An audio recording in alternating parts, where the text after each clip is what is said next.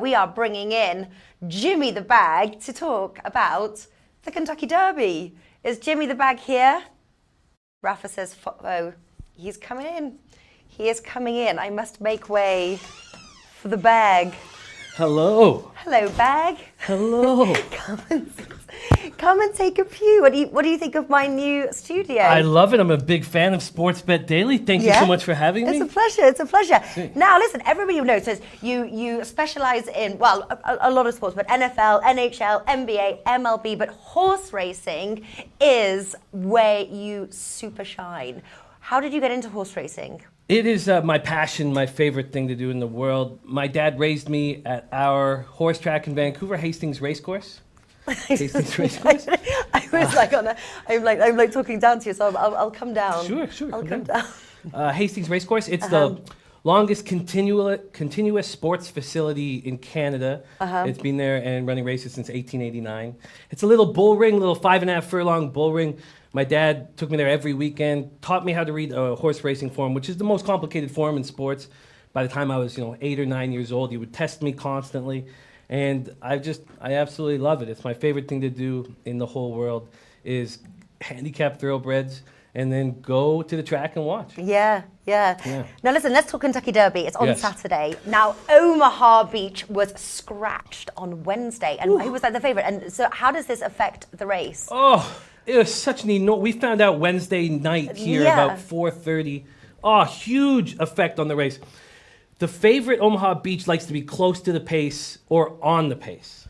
And so there's a term that we use in horse racing that the pace makes the race. You need to know who's on the pace, how the pace is going to be handled before you can truly predict what's going to happen in the race. And Omaha, so a horse that I like very much, a very debated horse, number 7, Maximum Security. He won the Florida Derby, and a term we use called walking the dog. It was a very, very slow pace. He wasn't pushed. 24 2/4, 48 4/2, wasn't pushed at all.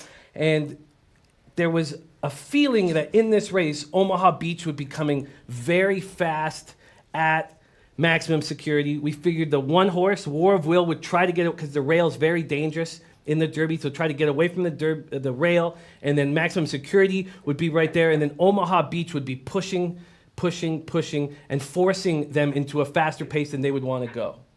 And so without Omaha Beach there, the 7 horse Maximum Security to me has enormous value.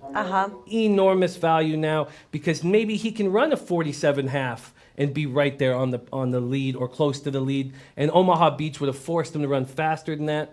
It's enormous, and it's helpful for me because I wanted to fade Omaha Beach anyway, so it's very helpful for me. Okay, perfect. But why was he scratched so soon? Like why on Wednesday? Well, we just lost High Cal, 24 hours ago about. So there's a lot that goes into having a horse ready to go, and there's training sessions, and then you have to transport the horse over, and there's a lot of injuries that can creep up last minute. And it's a horse winning the Derby or performing well in the Derby has enormous value breeding-wise after their career. Right. And you never want to put a horse in jeopardy of having a real bad showing because of a small injury or a big injury. And we knew Omaha Beach was dealing with a quarter crack in his hoof. And that wasn't too big of a deal for a lot of people because Justify last year dealt with the same thing, quarter crack. So.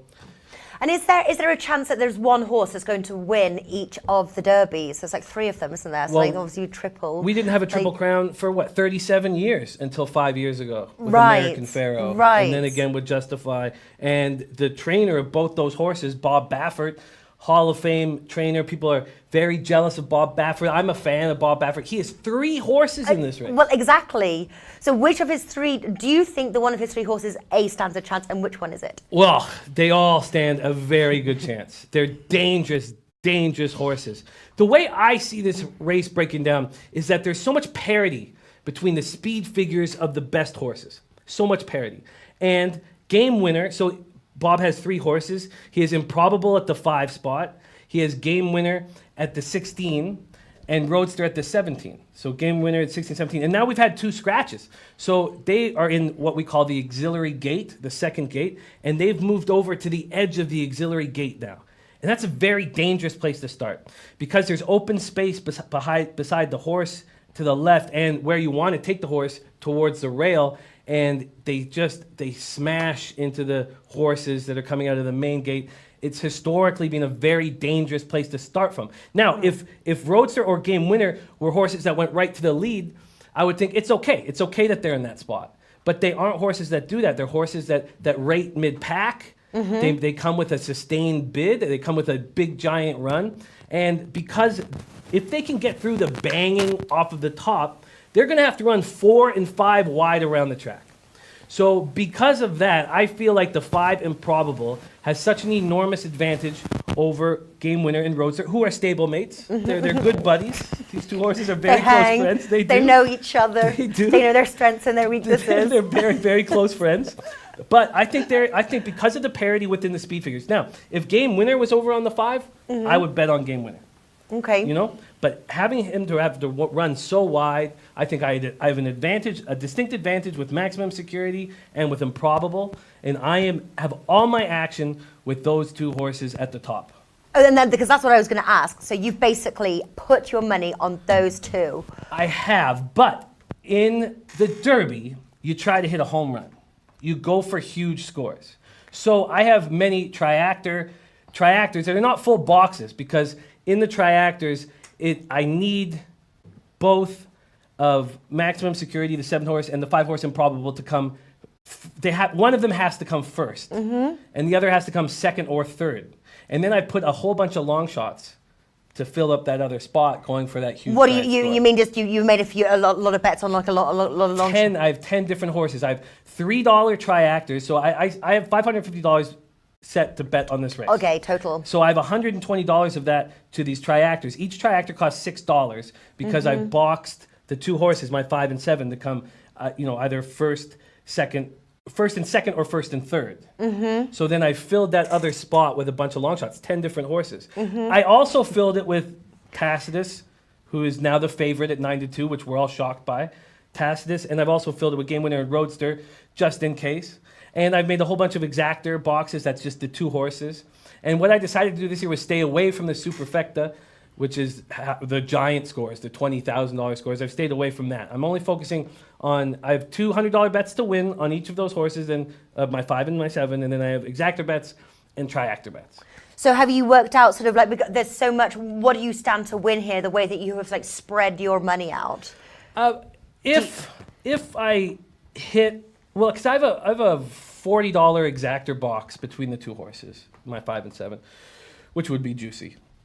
It would be juicy. That costs $80 to bet to cash. But I would actually prefer one of my horses to win and the other horse to come third, probably, and a long shot come in second. A long shot come in second. I think I've set myself up for, if things go my way anywhere between. Well, what I've done is if either of those 2 horses win, I can't lose. Right.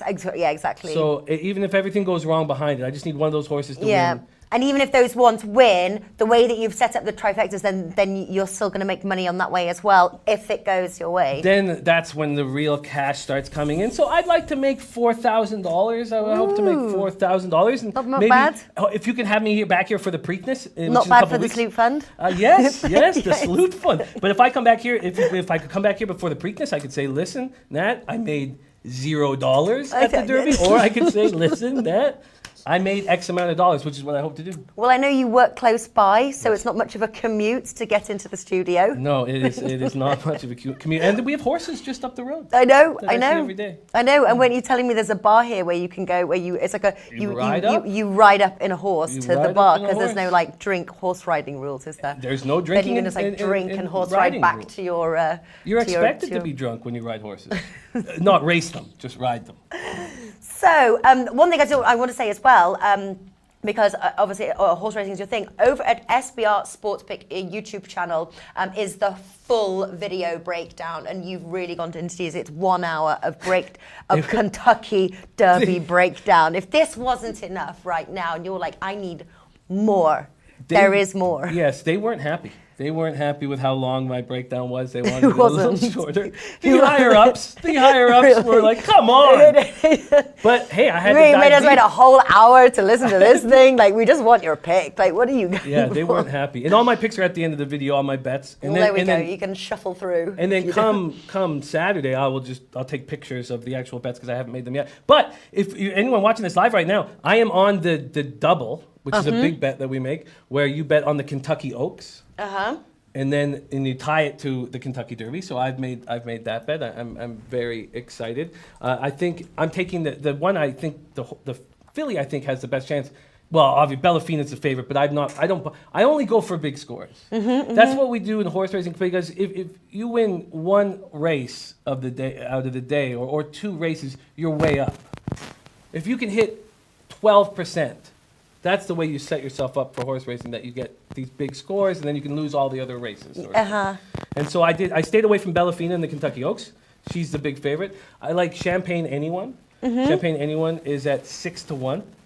And then I have a couple long shots that I'm very excited about at 20-1. So I'm. And do you think there is going to be a one that does, like the one that you think is going to win? Do you think they're going to get the Triple Crown?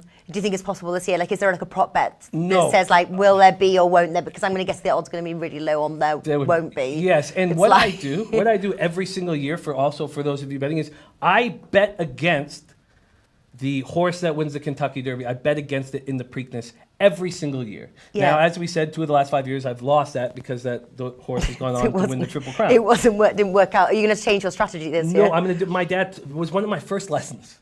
Really, from my dad was that you always bet against the Kentucky Derby winner because there hadn't been a Triple Crown winner for 37 years. So, and if the Kentucky Derby wins the Preakness too, then I 100% bet against them in the Belmont. So and there's so much parity amongst these horses.